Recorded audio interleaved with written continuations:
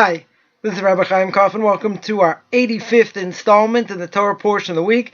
We're holding by Parshas Behaloscha, and the Parsha speaks about the menorah, speaks about the dimensions of the menorah, speaks about the Levim, the Levites serving in the temple, speaks about the Jewish people complaining while they're in the desert that they they miss the fish, they miss the watermelon, in Egypt. Etc. So one thing that I wanted to focus on when we look at the Levim, when we look at the Levites, now in chapter 8, verse 24, the Torah says, this is what the Levites did from the age of 25 years and above. They came to serve in the avoda, in the service, in the Olam Moed, in the tent of meeting. It's a couple on Rashi. Rashi says in one place, it says how old were they when they served? They were 30, right? Another place, and over here it says they were 20. Sorry, that they were 25.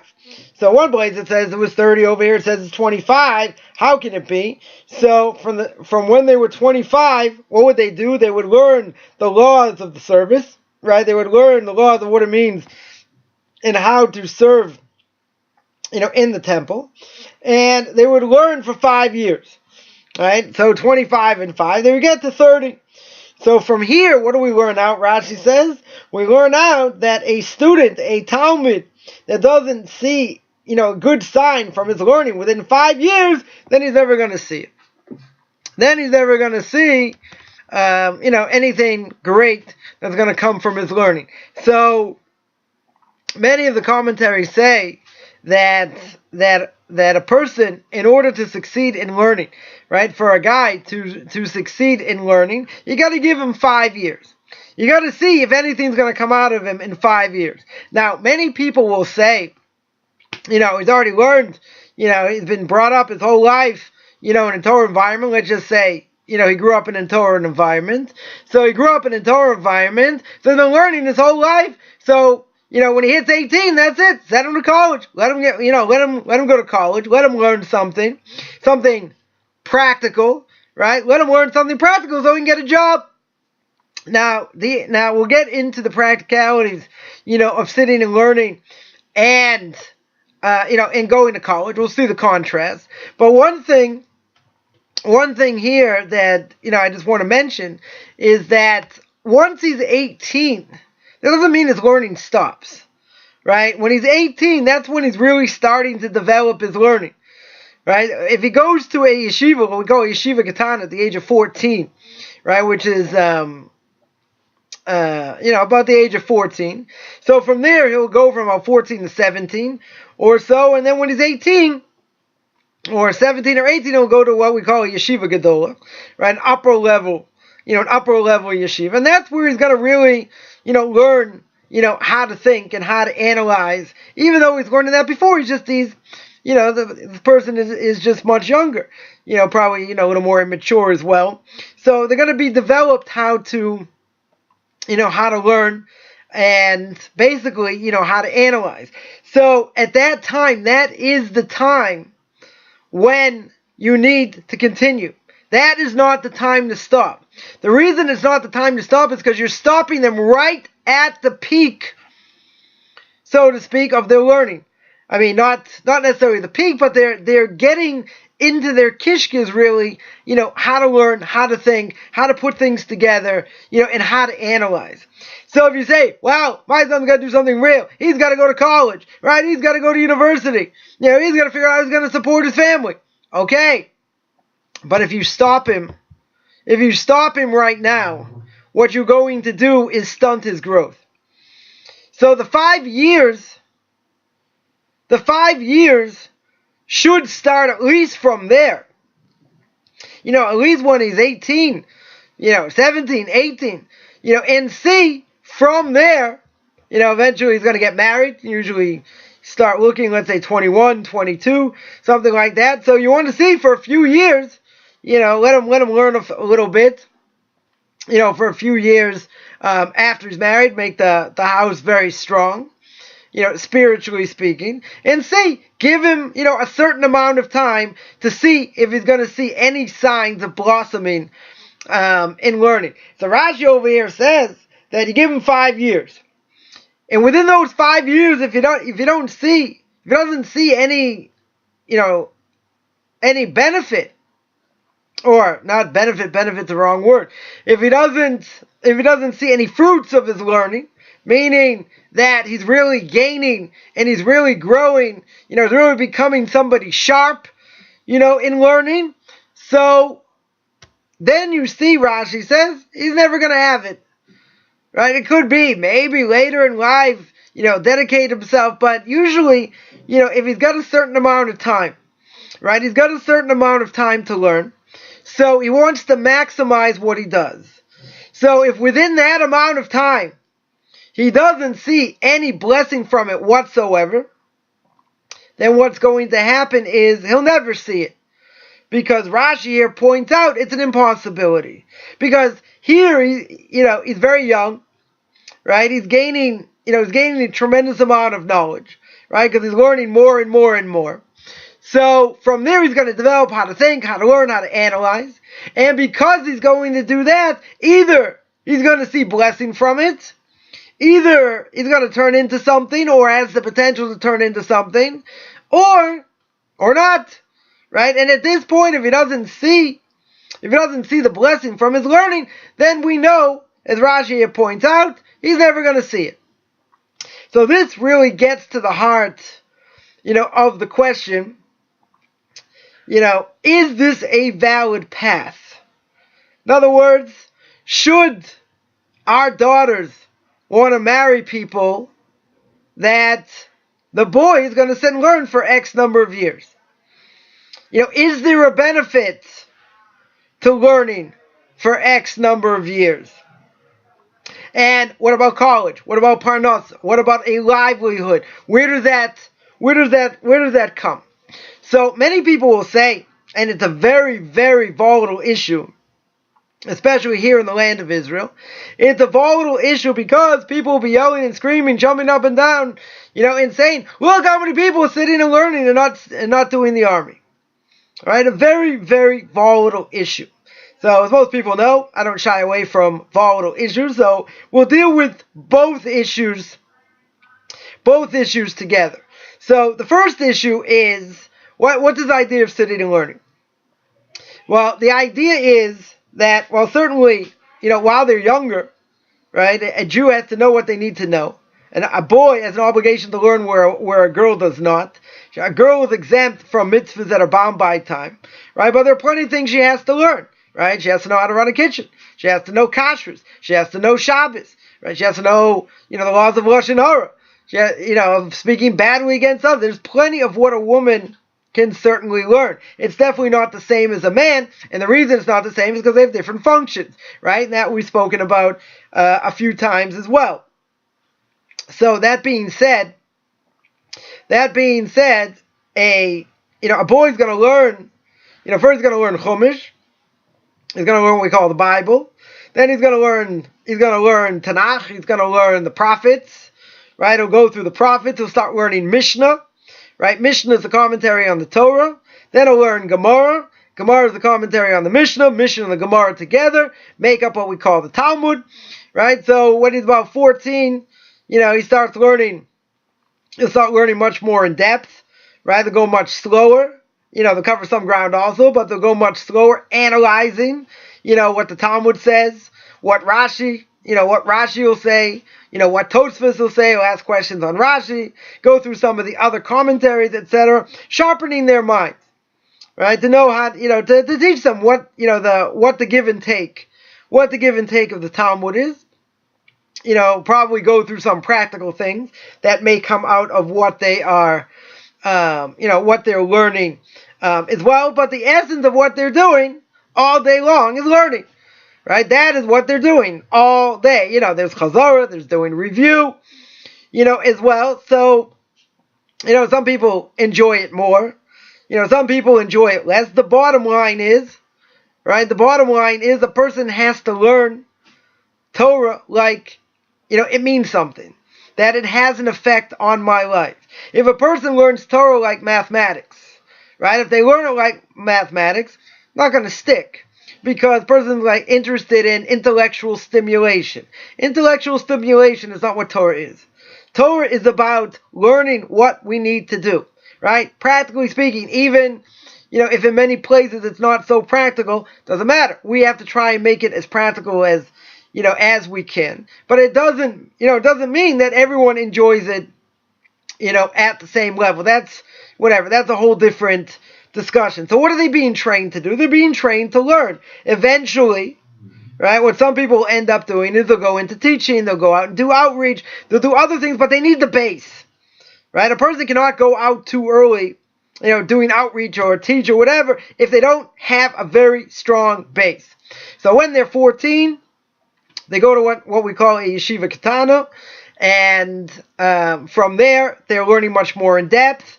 They're learning, a lot of the commentaries. They're learning how, what the strategy is, sort of going through, understanding, picking things apart, thinking about what's going on, practical ramifications. I mean, there's a lot they're learning, in other things as well. In Jewish law, in halacha, you have to learn chumash, right? Even though most people don't learn chumash today, you have to learn that. There's plenty what to learn, but the essence of what they're learning, 100% is Talmud, right? That's pretty clear. So 3 years, very intense, right? Whatever they can handle, and then they go on to to yeshiva gedola, right? And from there, they'll probably stay in the same yeshiva gedola unless they move, to another place or whatever. Usually till they're married, and sometimes they'll stay on and they'll learn. For a few years, where normally since he's not going to be working, usually the parents on, both sides, help out, or, the wife works, or whatever the case is, and, they try and make it work as much as they can. But that is a crucial time. It's an absolute crucial time that if you pluck them out at that time, who knows how many, Torah scholars could be lost. So then you're going to say, okay, let's say a person sits and learns, he's able to sit and learn for a number of years, right? What is he going to do about Parnasa? What is he going to do about livelihood? Now let's backtrack, right? So when I was growing up in the secular world, and people will still say it, they'll say 100%, got to go to a good college, or, you got to go to college, got to have a degree, right? And then, you may have to go on to get a second degree, get a master's degree, etc. And, there is truth, to a certain extent, that people will pay more because the person has a degree. Now, what is having a degree? What does having a degree mean?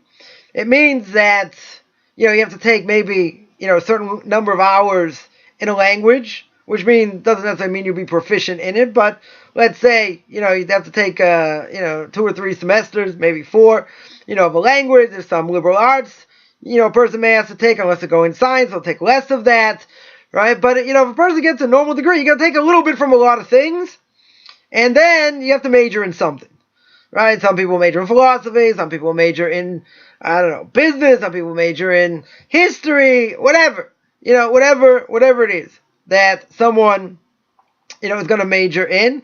Most likely, whatever they major in, they are not going to find a job in it. Meaning, they're not going to get a job in what they are, majoring in, unless it's something very specific. And in most cases, that's probably not the case, and you need a second degree, which is different from what goes on, let's say, in England. Because in England, they have to major in something at a relatively young age, take what they call their A-levels. I don't know if they still do it, but remember years ago they still do it, probably still do it today. And by the time they're like 20, 21, they're set. This is the path they're going in, this is going to get a job, computer science, this, that, whatever it is, but they already are much more focused. Now, in general, having that degree, many people say it's an absolute plus that you have to have it, but there are plenty of people making money without a degree, right? People go into business, go other things, people can take, computer courses, whatever, there are many, many courses that a person can take where they don't need a degree. Again, people will swear, they'll definitely, I won't tell you to do it, people will definitely swear this is the most important thing, that's what you have to do. Otherwise, you're cut off from society. You'll never get a job. Well, that is definitely not true. There will be people that won't take somebody. Let's say if they don't have a degree. Is that the majority? Is it not the majority? So I don't know what the statistics are. But at the same time, if someone's been learning for so many years, right? If they've been learning for so many years, yeah, are they gonna have to brush up on stuff to get, to figure out what they want to do? Maybe have to take some refresher courses, other things. Yeah, it could be.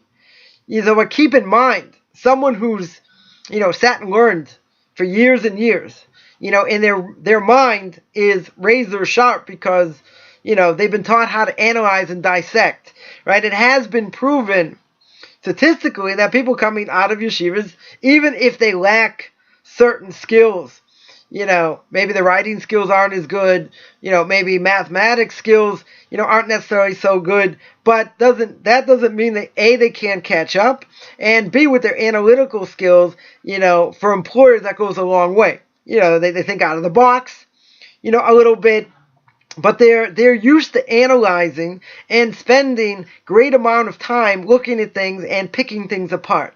That has a benefit all by itself. Now, is an employer going to hire them just based on that? No. They have to have other, skills. But who says they have to fork over thousands of dollars, tens of thousands of dollars, for 4 years? Where, if someone comes out, let's say the age of 24, 25, they want to go into computers, they want to go into some other field, they want to take some courses. Yeah, it might take a year or two. Whatever, but it's not going to take the same amount of time as college, and it's going to be much more practical, right? All the other stuff, maybe you'll get something out of it, right? Maybe you won't. So, I also have a degree. Most of the stuff that I learned is useless, totally useless.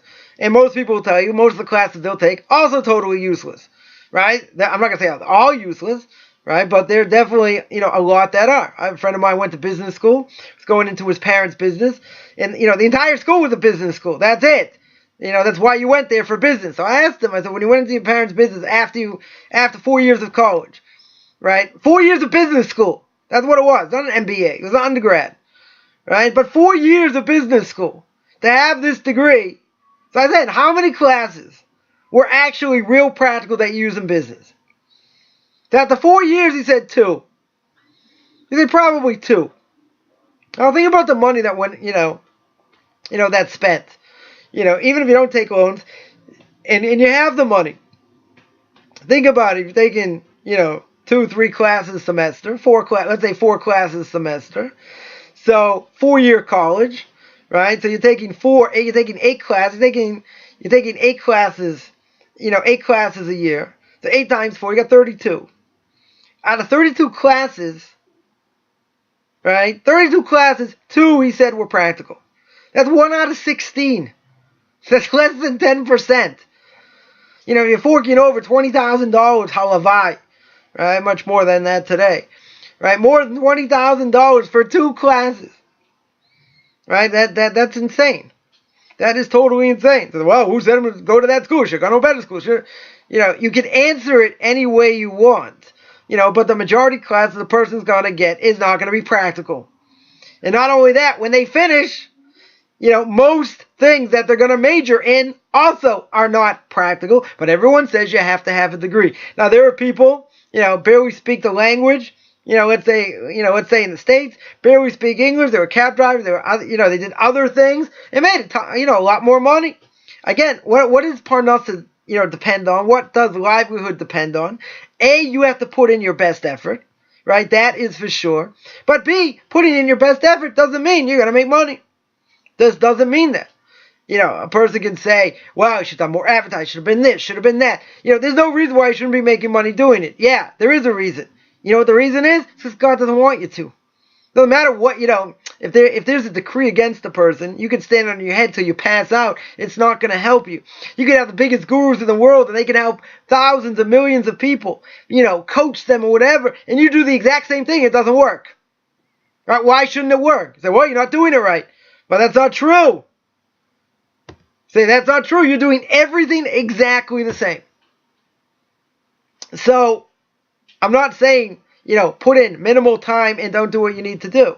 You need to put in maximum effort. Today, you certainly have to multitask. You have to know other things, as well. And you have to be on top of things because, society changes very quickly. Technology changes very quickly. They have to know how to do a lot of things, in order to be more marketable. That's definitely true. But at the same time, a person can have one skill, make a lot of money. A person can have 10 skills and make very little. Right? And it's not dependent, on, how much effort a person puts in. You have to put in the effort. I'm not saying not. But at the end of the day, a person could make maximum effort and come up with a goose egg. If they say, do something else, okay. But I'm saying if a person's doing their maximum, that doesn't necessarily mean they're going to be successful. So, that being said, right, society is definitely brainwashed us to tell us, look how important this is. And if you don't do this, you will never survive. That's not true. There are plenty of people out there without degrees that are doing very well. And there are people with degrees not doing anything. So, there's absolutely, no proof for that. And even after 4 years, you have to specialize in something afterwards, most likely. Right? Unless, you're going to start with an entry-level job anyway. But you have to start with something, you have to do something more specific. Let's say get a master's or something, to be more marketable. But, if you want to go in a certain field, an undergrad degree is not going to get you there. But you might say, well, so I shouldn't do an undergraduate degree because I have to go further, But you can only go further if you do it, right? So it's a catch-22.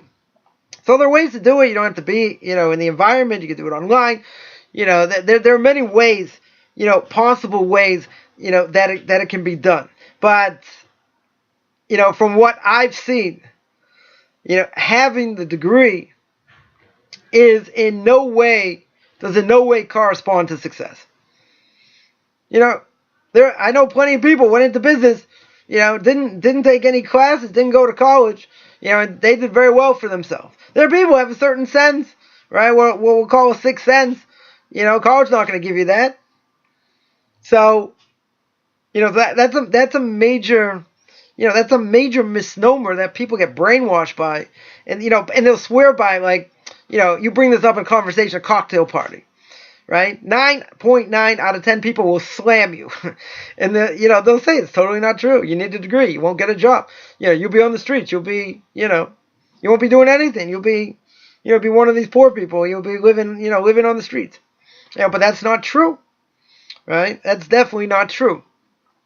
So, there is a definite spiritual benefit that there's no question, in learning. And not only that, even if a person learns for a number of years, playing catch-up's not going to take that long, right? Because the people are motivated, right? They want to start to make money, so they're going to do what they need to do. So sitting down and buckling down and learning whatever they need to learn, it's gonna be a cakewalk compared to what they've been doing before. I mean, I'm not saying these other things are, like so easy that you don't have to think. Obviously, you have to think. You have to work hard, in order to be successful. But if anyone has ever learned, meaning they've learned Torah, and they've learned Talmud in depth for a long time, when they'll see other things, it's not that hard. Going through the commentaries and picking them apart and seeing where they agree, where they disagree, practical ramifications, not practical ramifications, it's real difficult. Right? I've heard people tell me, when I was sitting learning all day, all you do is, you're sitting your butt all day and you sit and learn. So yeah, you want to try it? It won't last more than 2 days. Right? Try it for 10 hours. Take a few breaks here and there. Eat lunch, whatever. Try it. Your brain's going to be extremely tired. It's hard. It's extremely hard work. Just do this, do that. Yeah, try it. Guarantee you won't last more than a couple of days. Because, most people do not have the capacity. It doesn't matter what they're involved in. They don't have the capacity to sit and learn, do whatever they need to do on a regular basis like sitting and learning. It's not the same. Right? Anyone who's been learning and knows how to learn or has gone through the process knows it's a much more difficult thing because you have to maximize, your brain. And we only maximize basically maybe 3%, of our brains. But people can't sit. They just can't sit. It used to be, a person's attention span was the amount of time it was for a commercial, right? So a commercial used to take 6 minutes. Today it's not 6 minutes, it's just flashing, boom, boom, boom, boom. So you look like a fish trying to see everything in one shot. People don't have the attention span. If you've been born and bred, and this is what you've done, since you were a little kid, and you went from stage to stage, started learning more and more and more, right? I'm not saying it's easy. I'm not saying everyone's successful at it either. But what I'm saying is that someone who's gone through that process, if they've gone through that process and 100%, down the line, whatever they have to do, they're gonna have to put in the time. But it's not comparable. No one's gonna tell me that computer science is higher than going through a Tosfos or a Ksois. Going through a Ksois against an Nesivos. And tell me, computer programming, is it easy? I'm not saying it's easy. Right? I'm not saying going through all these law books and comparing cases. I'm not saying that's easy by any stretch. I'm just saying, compared to learning Talmud in depth, it's not close. Not even close. I can tell you, when I first started to learn my junior year abroad, when I was in college, and I had to start from scratch. Right? I could read Hebrew, but I didn't know what anything meant. Started with Mishnah, started with Gemara, etc. That first year, I can tell you, learning 8-9 hours a day, or more, went back to where I was staying, that's it. Head hit the pillow, gonzo. Brain is just mush, after a certain amount of time trying to read, figure it out, what it means, this, that. Now it's a whole different ballgame, but, it's, when I got back to college, it was like a joke. The classes I was taking, it wasn't anywhere comparable. I mean, I was only starting from the beginning, my learning experience. And I went back to an Ivy League school, and, classes didn't compare at all. And again, I'm not trying to say, that there weren't certain aspects that were challenging, or whatever. I didn't need 8-9 hours a day in one topic, trying to figure out, being pickiyun in these, what different rabbis said and how they said it, and what did they mean, what didn't they say, who they commented on. I was a history major, so all they do was read books. I read books a lot. Okay, you had to think through things, see where the person was coming from. You had to gather information. It's all about writing papers and taking exams. It is not the same. It's totally not the same. So to say that someone wouldn't be qualified coming out, there are certain things that have to learn. And it depends what it is. It definitely depends what it is. But the catch-up is not going to be that great. Right? It's not going to be, they're so far behind. It depends. It depends what they're getting themselves into. If they want to be a doctor, they're going to be behind. They're going to take all these courses, whatever, they're going to be behind. Other things, they'll be behind a certain amount. But not, it's not overcomable. So a person has to know when at that point to go, not to go. That's why a person needs a mentor to do that. So now there's this idea of sitting and learning, right? So after you're married for a number of years, as Rashi here points out, to see is there siman bracha? Is there a sign that he's going to flourish? He's absolutely going to flourish. So if it doesn't show it, okay, right? If he doesn't show it, then we know he's not going to succeed, right? There's no possibility. But you have to give him a chance. You can't cut him off. You can, at that point and say, he's already learned. Let him do something real. Go to college. Where he may have an extremely grueling schedule. 2 mornings and 2 afternoons a week. Like that's, that's so much more grueling, so much more intense. And the end result could be, for a lot of people, a lot of waste of money, and they can't even use it. So, that's one thing. So you got to give the person a chance. So learning in the ultra-Orthodox community is worth everything. That is everything. And fortunately or unfortunately, if you fit the system and you're doing well, so great. If not, if a person's not into it, etc. Okay, so let him work. Let him get a job, let him study, for whatever.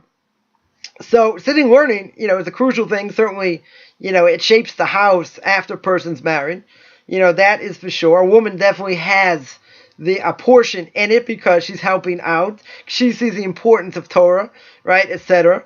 So, today, you have thousands of people, sitting learning. So now there's a question, in the land of Israel, we have a lot of people sitting and learning. Right? You have a lot of people sitting, well, we'll see if it's a lot or not. But let's say, that's what the secular will say. There are a lot, look at all these people sitting and learning. Right? They have to do the army. So, in Israel, it's a mandatory army. Right? Everybody has to go, unless you get an exemption.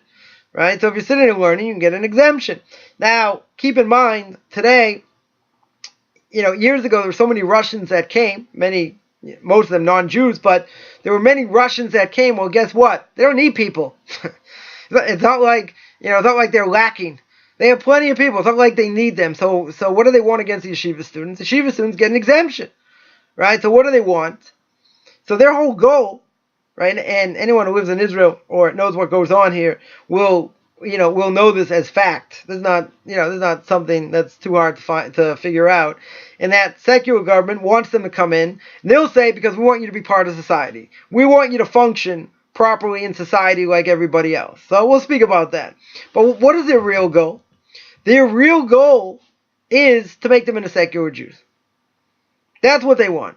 They are not interested, even if they're separate units. There's what we call Netzach Yehuda, Nachal Haredi, as separate unit just for boys, right? Or men, it's called the men, not boys. But that's their goal.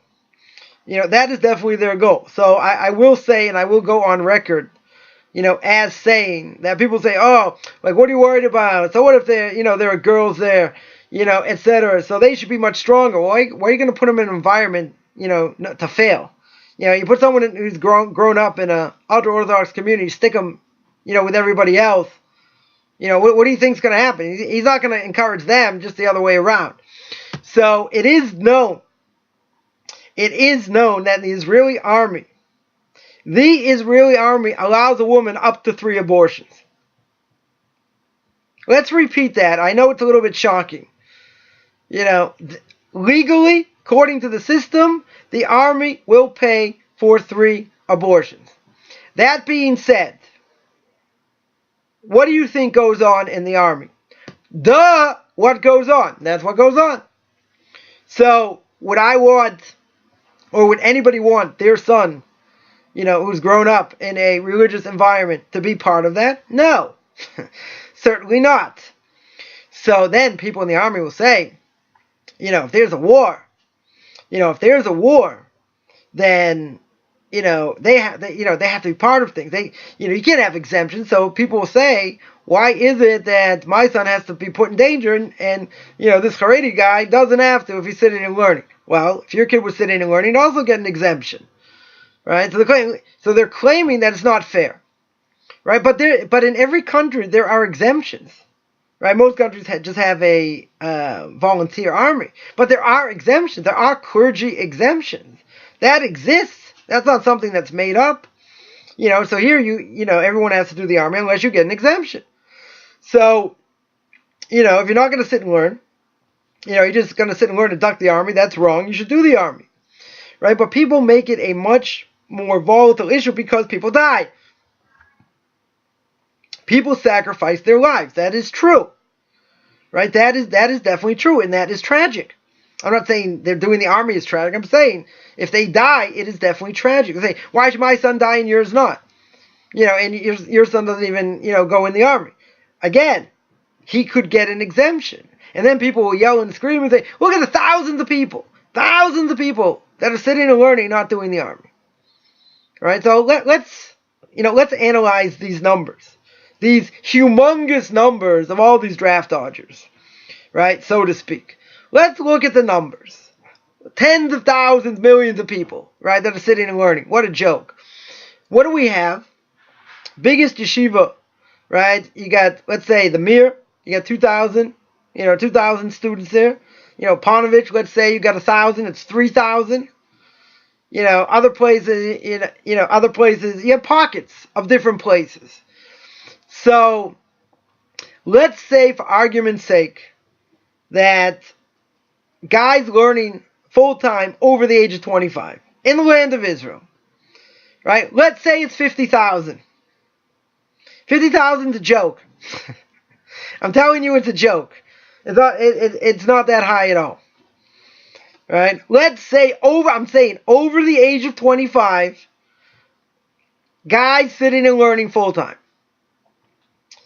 Right? So let's say it's 50,000. If it's 50,000 and there are 6 million, now there's more, Jews in the land of Israel. 50,000 divide by 7 million, let's say, that's like 0.01. Did you hear that? It's 0.01. It's like you're at half of 1%, if that. So people are jumping up and down because it's such a volatile issue. Your kids have to do the army. They can't duck responsibility. It's all about responsibility, being part of the country, etc. So we'll speak about that in a second. And they're jumping up and down. They're yelling and screaming because they look how many thousands of people. Say, what are you? Thousands of people? Yeah, let's say it's 50,000. How many people? 0.001. So less than 1%. So you should be saying to me, look at all these people that don't do the army. The thousands of people. You say, why can't we boast of the message, get more people to learn? Just the opposite. If you tell me it's 70% of the population, you're not going to have anyone in the army, that I hear. If you tell me it's 51% of the population, I hear. You're not even at 1%. Get your facts straight. 1%. It's crazy. It's just a very volatile issue. But not only that, they don't even need them. That's the funny part. Is that they don't even need them because they have thousands. Because of all these Russians that came. They don't need them. The army will tell you they don't need them. So there is such a thing if there's a milchemes mitzvah. If there's a mitzvah to go to war. Sanhedrin says you got to go to war. Everybody goes. Everybody goes. But if you're not at a time where it's a mitzvah to go, then you need people to sit and learn. Why do you need people to sit and learn? Because you need people that are God-fearing, that are going to protect the Jewish people, that are going to protect the soldiers. You need soldiers, you need people to protect them. Why? Why don't we just go by the might? Go after their strength. Look how powerful they are and all this and all that. Because if you look at it statistically, the Jewish people in the land of Israel are surrounded by 7 very hostile nations. So if people would say, you need everybody. So instead of being 100,000 against 1, it's like 100,000 against 2. Those are the odds. Regardless whether we have nuclear weapons, right? Regardless whether we have nuclear weapons or not, and that may be a deterrent. Even so, right, our Arab neighbors are certainly not afraid. They don't seem to be as afraid as they used to be. Right? Be that as it may, it's an absolute miracle that we're still here. You got 7 powerful nations that want to put them into the ground. And there's only one reason that makes any sense at all. It's all because of the army. There's been a lot of screw-ups in the army, right, over the last number of years. In the last number of years. So it's not the power of the army. It's the power of Torah that protects the army. So someone I learned with in yeshiva had him once for Shabbos, and he was complaining, exactly this issue. Why, so many people are sitting and learning, whatever. We had this whole discussion, and finally, I was just waiting before he said something absolutely heretical. So what came out of his mouth? He said, if it wasn't me sitting in the army, now he went to yeshiva also. Right? He went to yeshiva as well. So he believes in God. He believes in Torah. He believes in learning. So he says, if it wasn't for me in the army, then Syria would come and invade. So I said, thank you very much. You are a heretic. I said, you are not Bikoris. So he said, what do you mean? Why am I not Bikoris? I said, you believe in God? He says, yeah. I said, you keep Shabbos? He says, yeah. I said, you keep kosher? Yeah. You believe God can protect the Jewish people? Yeah. All right, let's backtrack. God can protect the Jewish people. What's the greatest source of power that the Jewish people have in protection of themselves? It ain't guns. That is not the sole protection. It helps. It is not the sole protection. Because when you look at past wars of this country, it's not based on numbers. The only thing we can say is that God is protecting his people. Now, why is he doing that? Because you have people sitting and learning. That is the power of Torah. So I called this person an Abikoris and called him a heretic because he doesn't believe that the Torah has the ability to protect. What he's saying is the ability to protect comes through me. Koach oitzim v'yadi. The power of my hand. Well, you know what? The power of your hand is diddly squat without the fact of people learning, helping protect that power. It ain't by itself. And that's the mistake Israelis make. But if you were to ask people in the army who've done the army and say, is this the greatest single fighting force, of all time? That we have nothing to worry about? Or are there miracles? Have you seen miracles? And during the war, there's been a number of miracles. Certainly in the last war with Gaza. Number of miracles. Open miracles. It's not just like, well, boy, were we lucky. This is, there was a case, I'll just give one case, where a Patriot missile went up with over Tel Aviv, and it missed. And it missed the missile, right? It missed the Scud. So the Scud should have hit, like, major buildings, in Tel Aviv. So when the Patriot missile missed, so one of the commanders there was like, was beside himself, like, it's going to be tremendous casualties. What happened? Now this Scud, now you have to understand, Tel Aviv's not that far from Gaza. These missiles are not as inaccurate as, has been during the war. They're extremely accurate. So what happened, and this, again, you can Google it and find out for yourself. This missile at the last second veered off and went into the ocean. This is summertime. There's like no wind. It's hot. We're not talking about like, some sandstorm or whatever. It was like a hot summer day or night or whatever. There was no wind. And this missile veered off course, went into the water. What are the odds? Slim and none? Yeah. You take all these missiles, how many, hit direct and, kill people direct? Not very many. They land in open areas. What are the odds of that? Also extremely slim. I mean, when we're talking slim, we're talking like 1 billion to 1. I mean, you have these missiles, people in Sderot, Beersheba, they're like a couple kilometers away. These can reach 10, 20, 30, 40 kilometers. These missiles. So they're attacking left and right, and they hold it. What are the odds you get the stupidest guys sending off these missiles and they're ending up in open areas? Or they're hitting places where nobody is. 1 in 1 billion? 1 in 1 trillion? So many thousands of missiles? Yeah, and one of the head up Arabs in Hamas said, we're doing everything we can. Their God is fighting against us. Yeah, circa CNN said that.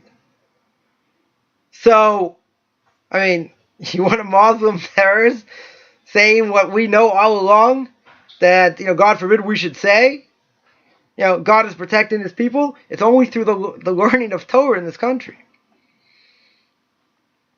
That's the power. You need forces also, don't get me wrong. You definitely need a standing army. We've always had a standing army. Right? But you need people to sit and learn. Because if they don't sit and learn, they're not going to have the same power. They're not going to have the same heavenly help. So if you say, look at all these people sitting and learning, they're not doing anything for society. Yeah, they're protecting your behind. That's what they're doing. They're keeping things at bay. And if we don't do what we're supposed to do, meaning us, the ones sitting and learning, and helping out, so the results can be catastrophic. One example, right? In the mid '80s, there was a truck that hit in Beirut, right? Killed over 270 Americans. One shot. I mean, these Scuds should be doing, should have done a tremendous more damage, killed more people. God forbid. So you're going to say, these are so accurate that you have the stupidest one shooting them off? It doesn't make any sense. I mean, you could say that, but, that doesn't make a whole lot of sense. The only thing that makes sense is God is protecting his people because of the Torah that's being learned. That's it. Doesn't make any other, logical, it doesn't make any logical sense.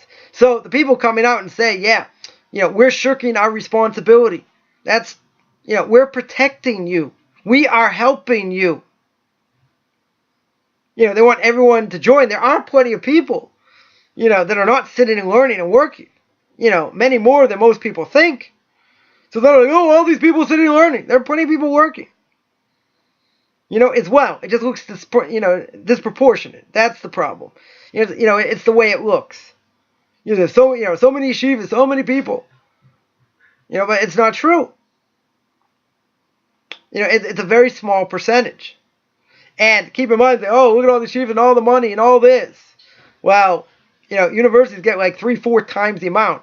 College students get stipends, right, from the government, for getting degrees. When I say 3 and 4 more times the amount, I'm talking about what a yeshiva guy gets. To say, look at all the money they're getting from the government. Look at all the money. Someone who's, is learning history. And he's getting paid 4 or 5 times the amount. I can't imagine what that's doing for the world.